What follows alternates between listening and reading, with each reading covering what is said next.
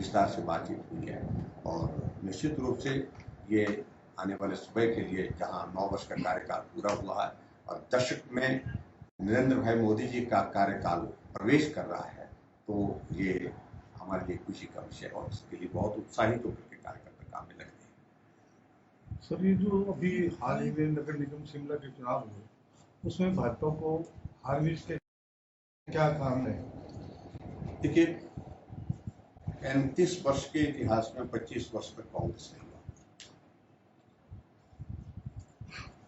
भाजपा मात्र एक टर्म के लिए रही और वो भी उस वक्त रहना हुआ जब भारतीय जनता पार्टी का सिंबल पर चुनाव नहीं हुआ, जिसको कॉर्पोरेशन का चुनाव सिंबल पर ही। लेकिन सबसे बड़ी बात है कि इस बार के ये चुनाव निर्धारित समय से 11 महीने बाद हुए, जिसको कांग्रेस के ने कोर्ट में जाकर के सारा इस चुनाव को प्रभावित किया, बाधित किया। और अब कांग्रेस की सरकार बनने के बाद जो बड़े बल्क में वोट हर वार्ड में बनाए गए बाहर के लोगों के, जो हिमाचल के शिमला के रहने वाले नहीं हैं, उससे निश्चित रूप से ये परिणाम प्रभावित हुए। और मैं सिर्फ इतना ही कहना चाहता हूं कि हमने अपनी आंखों से देखा,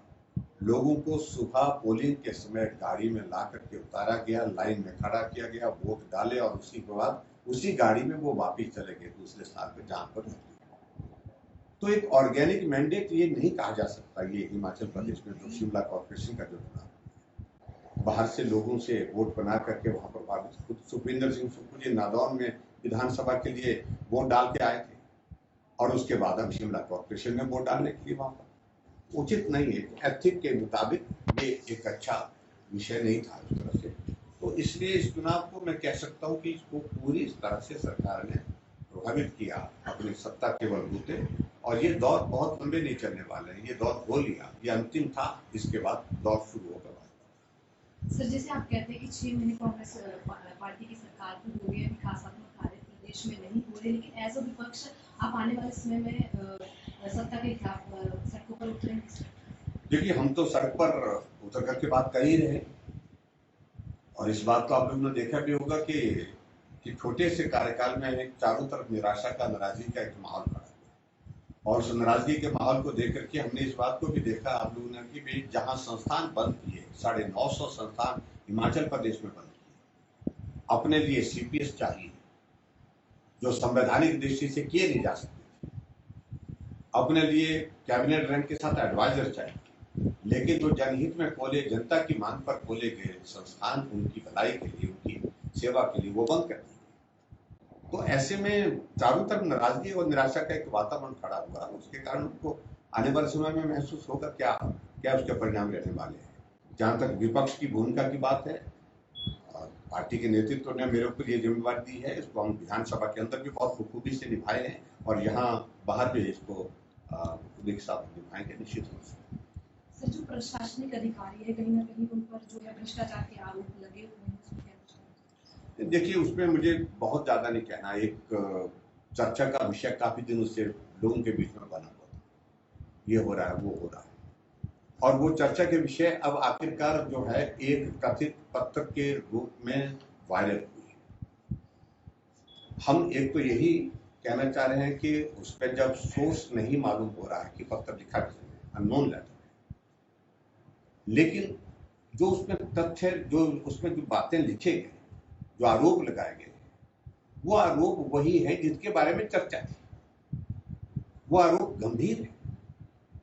हमने मुख्यमंत्री जी से आज इतने ही कहा है कि इन तमाम बातों को गंभीरता से लें,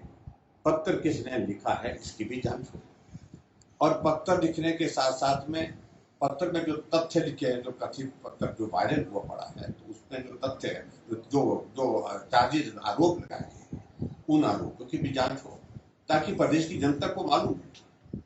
क्योंकि इस कारण से मुख्यमंत्री कार्यालय की सैंक्टिटी जो है बहुत प्रभावित हुई है, और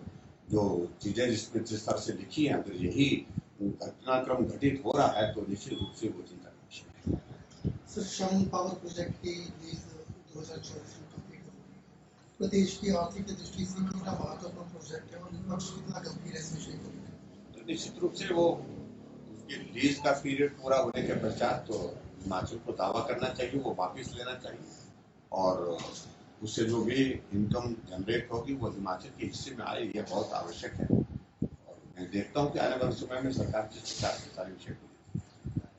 thank you please thank you. हमसे जुड़े रहने के लिए हमारे YouTube चैनल को सब्सक्राइब करें और नई वीडियो की नोटिफिकेशन के लिए बेल आइकॉन को दबाएं। अगर आप ये वीडियो Facebook पर देख रहे हैं तो लाइक जरूर करें और ज्यादा से ज्यादा शेयर करें। इसी तरह के और भी अपडेट्स के लिए फॉलो करें हमारा Instagram पेज himachal.kesri।